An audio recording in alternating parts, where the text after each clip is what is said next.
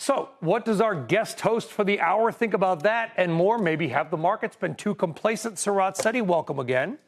Great to see you. Thank you. What do you make of this ceasefire? If we don't get something by tomorrow morning, if missiles start to fly again, markets will probably fall. They will probably fall, but the way the market's been reacting is this, as if they're seeing through all this already. And you're already kind of saying, okay, these earnings coming in the next quarter, maybe the next 2 quarters are going to be depressed because of high input prices. You've got retail kind of coming down to the high end, et cetera. But the market's acting as if there's going to be some type of, agreement coming forward. In other words, we know there will be a resolution to this at some point, whether that's tomorrow or whether it's next week or next month or whatever, and you want to invest for the longer term. Well, what I would say is stay within your allocation and don't try and time it, because if you do get an agreement, the market probably has discounted most of it, but if it comes back down, it might be for a short term again. So it's just timing it is going to be really impossible, especially, look, we're going into midterms.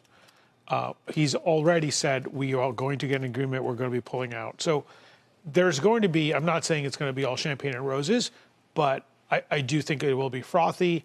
And at some point we will get through this, just because I don't think the world wants an agreement. And I think that will probably come out. It's what the president said. The fact that he said, look, I would have expected even higher oil and higher stocks. It sounds like he was willing to take that and do it anyway. But there are others that made a similar point. There's all of these warnings about how high the oil price will go, but it never seems to get that high, or what's happening. So I don't want to whistle past the graveyard here, right. But the stock market is telling you that all of these scary scenarios about how expensive it's going to get or how problematic it's going to be aren't going to have that much impact, other than, unfortunately, for people like Alaska Airlines, who we heard from a little while ago.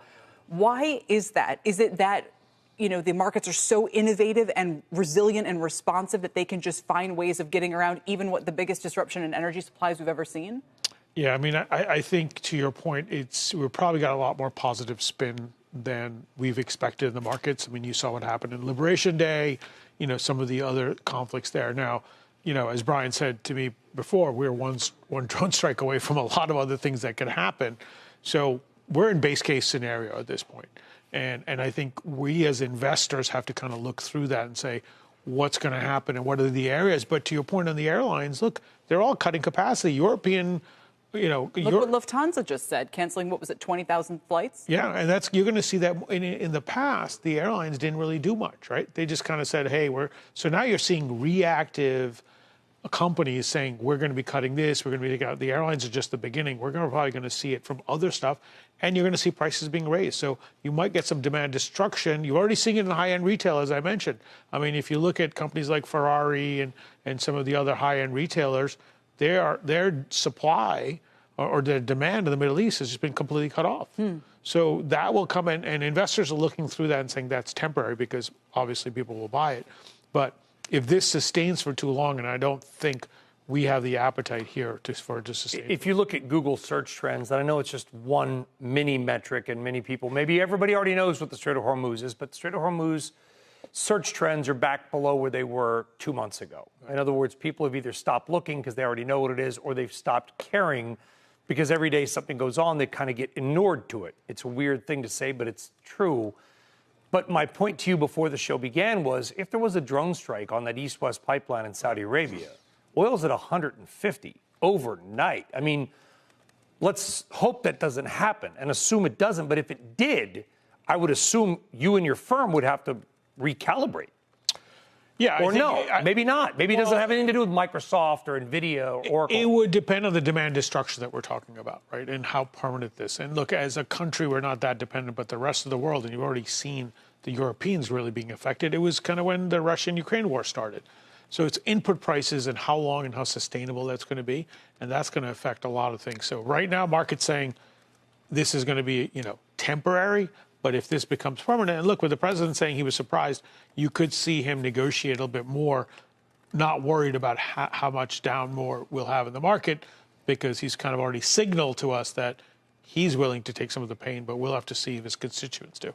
Anything else tactical? I know we'll have a lot more time the rest of this hour, but any other ideas that is it, I would have asked this, maybe it had been more compelling on March 30 before we came all the way back, but just anything right now? Well, I think being defensive, but with growthy companies, and it's kind of interesting, we have J&J coming, but these are the type of companies that have secular growth, right? They're not dependent on just the consumer. They're not dependent on industrial production, et cetera. They're going to have great sales because this is products people need. So consumer staples, healthcare, you need to be in these areas. And, there are some people saying time, energy. I think you should have energy in your portfolio all the time because it's a great hedge, right? In Exxon, Chevrons of the world make a lot of money now, but then when oil goes They're back going to make down, more. They're going to make more now, and they've all kind of come through the cycle to say, what are we going to do with this capital? We're not just going to go out and explore.